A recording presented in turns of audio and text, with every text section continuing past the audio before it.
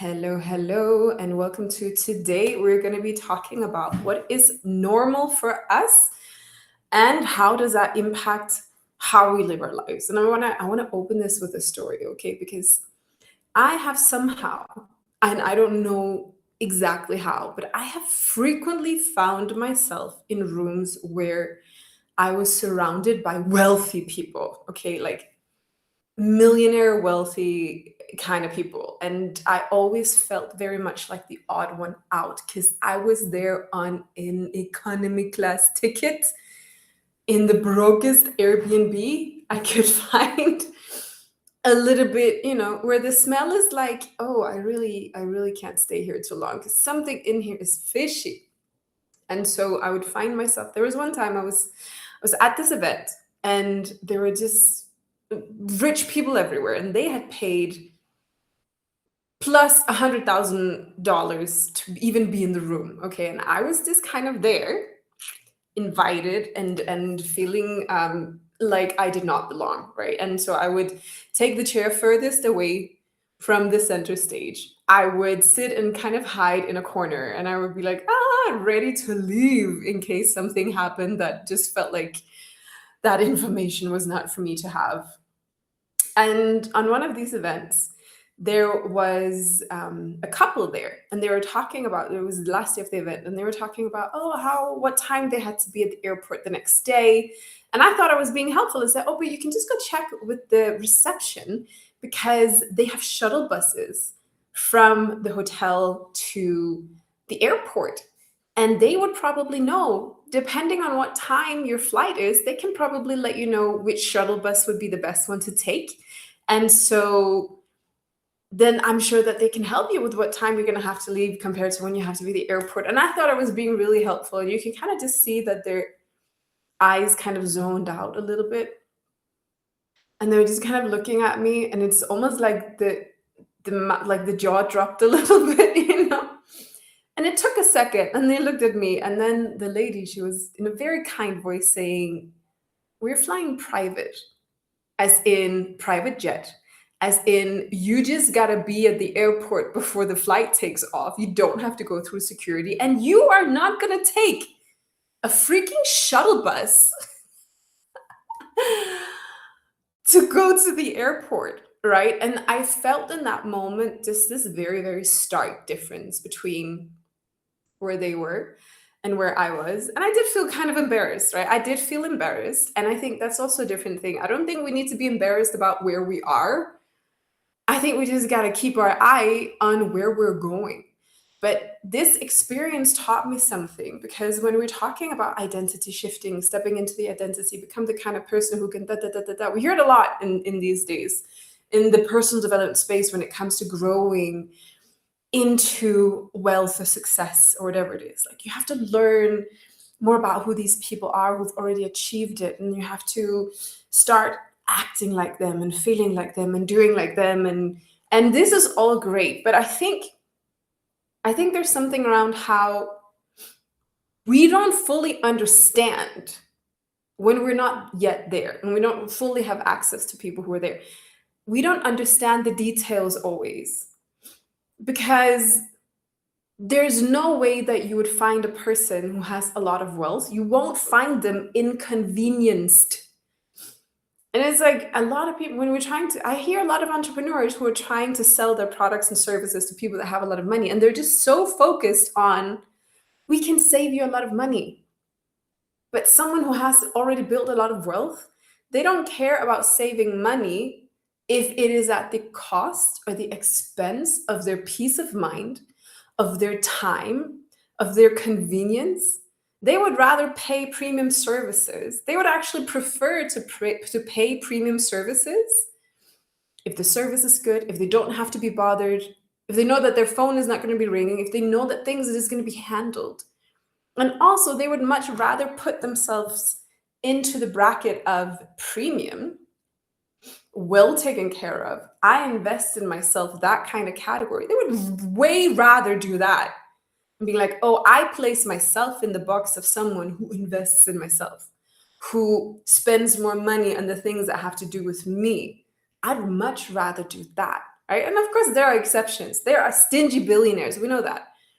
But the people that I've met would much rather spend more money to feel good, to be in the category of the people who spend money, or who doesn't want to be bothered with a shuttle bus. Like, I'm not going to go and sit in a bus with tiny seats and where I have to like put my suitcase somewhere. Like, I need someone to carry my suitcase, who's going to put it in the trunk for me, who's going to open the door for me, and then they're going to drive me all the way up to the plane.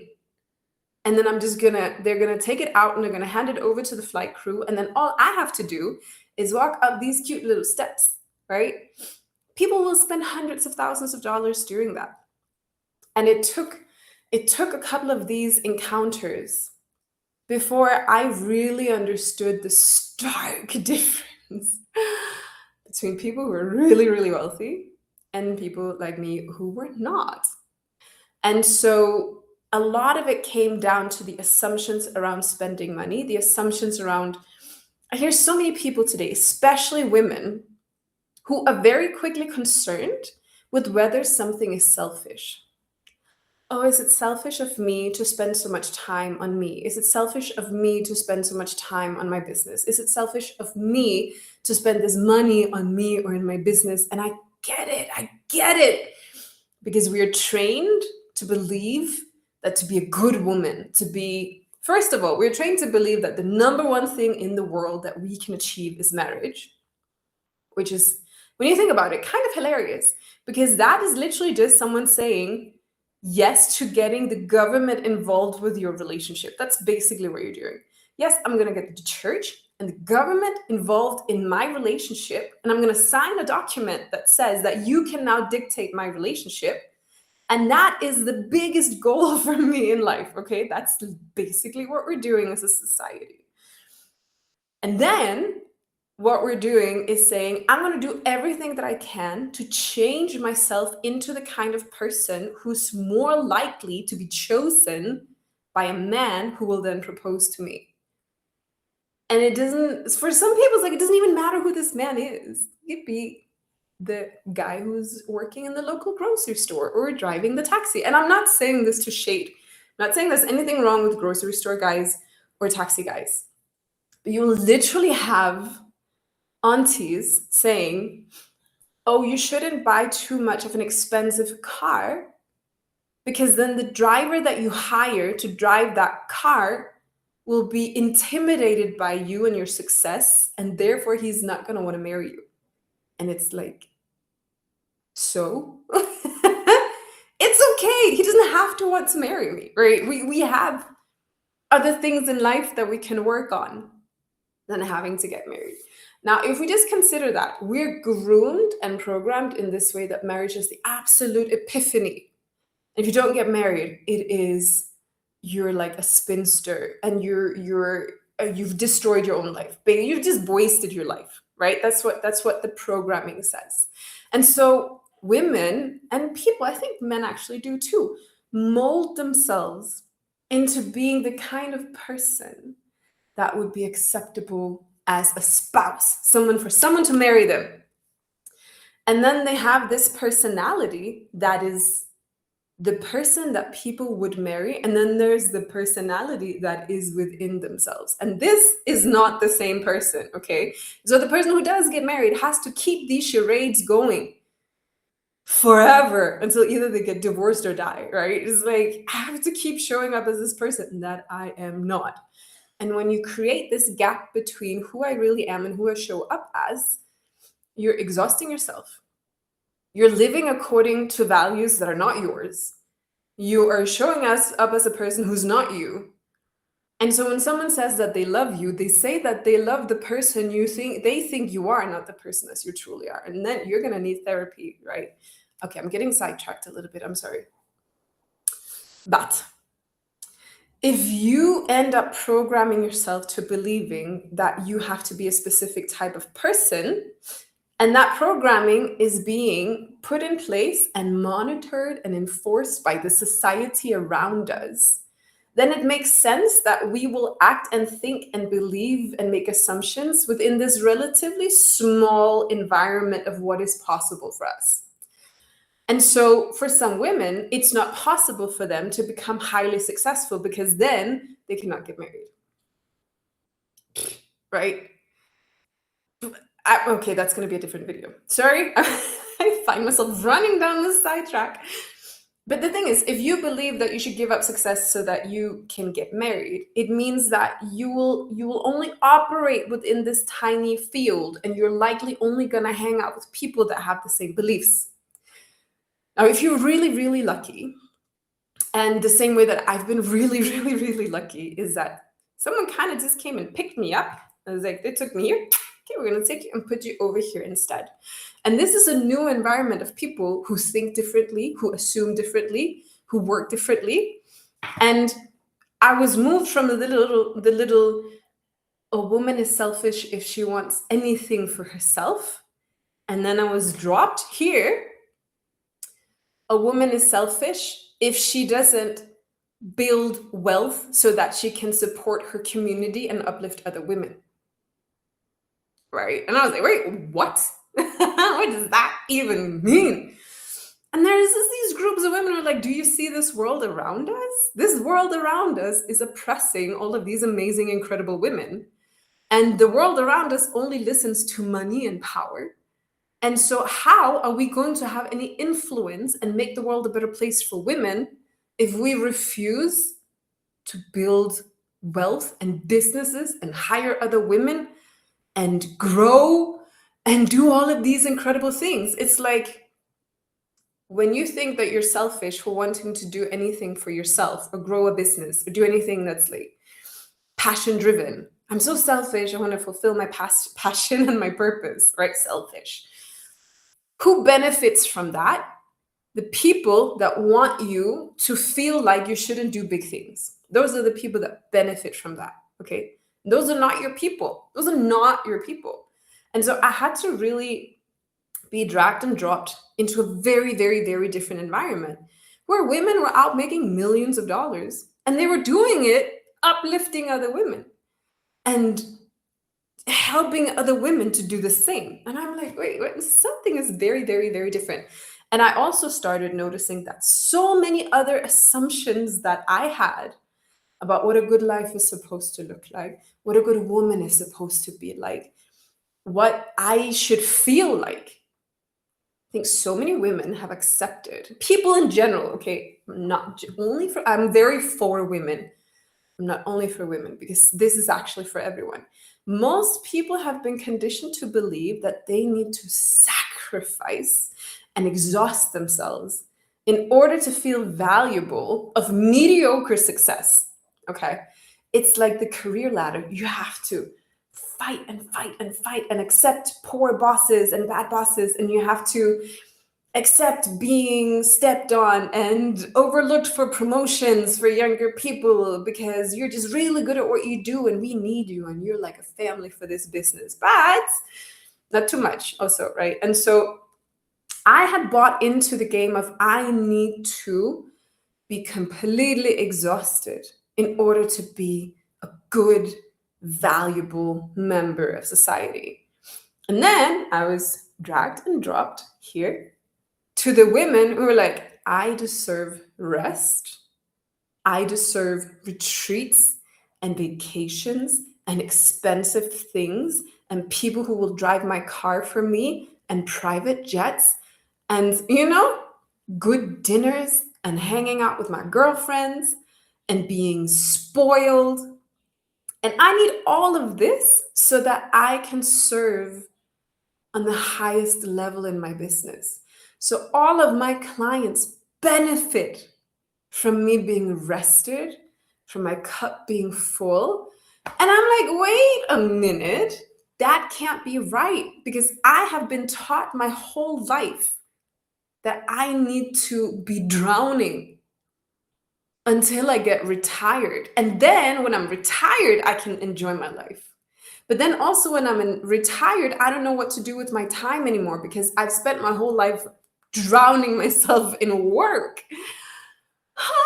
And so it really, and even today, I've spent so much time with people that think so differently and act so differently from what I was raised in, that you would think I had it all sorted out now. But the thing about personal development is that your limiting beliefs and your stories that you tell yourself and the assumptions that you sit with and live with and breathe every single day, they're so subconscious and so below the surface that it can actually be incredibly hard to point them out. So all the time, I find myself questioning, thinking, discovering new things where I'm like, wait a minute, why am I so tuned in to this very harmful belief? Why is that? And what I have started doing is that whenever I don't feel good, I dive into what belief am I holding that is contributing to me not feeling good right now. And sometimes you just have a bad day. Sometimes you just have hormones raging. Sometimes somebody stepped on your foot or you stepped on a block of Lego or whatever it is, right? Sometimes it's just a bad day. But very often, it's a bad day or it's a bad experience because I hold a belief that makes me believe that whatever happened happened to me, or whatever happened is a negative reflection of me, or whatever happened means that somebody else has a negative view on me, whatever it is, right? There's so many different beliefs that are holding attachment to an experience. And that attachment to the experience and our focus on that attachment and that experience is what is creating this feeling. Sometimes it is also the belief that I cannot rest until I'm exhausted. And then if I rest before I'm exhausted, I feel like I didn't do it right, then I don't feel good. Or I wait until I'm exhausted before resting. And then I kind of feel good, but I also don't feel good because I'm stuck in the cycle of always having to exhaust myself. And so those are the kind of patterns that repeat itself because of beliefs that I'm holding. But whatever belief you have and whatever you truly believe is deeply true, somebody else in this world has a very different belief that is the opposite of your belief. And they also believe that theirs is true. So we really get to choose our belief systems. And I love cherry picking my belief systems to be in alignment with what I desire this life to be in the best possible way. And so that means I get to rest as much as I want. And I get to do the kind of work that I love doing. And I believe that people love the work that I do. And I believe that people want to be in the spaces that I contribute to because they're going to feel so good about themselves. Challenged? Yes. But when you can change your beliefs. And some people, oh, but if you just change your beliefs about everything. No. This is not just to make yourself convenient. That's not what personal development is. It is to be in alignment with you fulfilling your purpose, with you contributing. Not just like, you can probably say that, no, I'm about to get off tangent. I guess we're not going to do that. We're not going to do that. But if you know deep in your heart that you're meant for something bigger, and your belief has been wanting bigger is selfish, do you see how changing your belief is actually better, not just for you, but for the people you're going to serve? Because you're going to do bigger things, you're going to reach more people, you're going to learn more stuff, because a belief that you're meant for bigger things also requires you to step up to being the kind of person who can hold bigger things. But as long as you believe that you can only be in your tiny little bubble and that it's selfish for you to want to do better in the world, who taught you that? Who benefits from that, right? Let's question these beliefs. And I think also we know when a belief is aligned, right? So for me, for example, I love animals. all sorts of animals. I make friends with the spider in the corner, right? I have conversations with the little mouse in the garden, whatever it is, right? The birds. I love all the animals. And so I knew eventually I had to face the fact that through eating meat and animal products, I was funding animal cruelty and murder of animals, which is not in their best interests, right? I had internalized the belief that because, oh, this is what we do and this is how humans do, and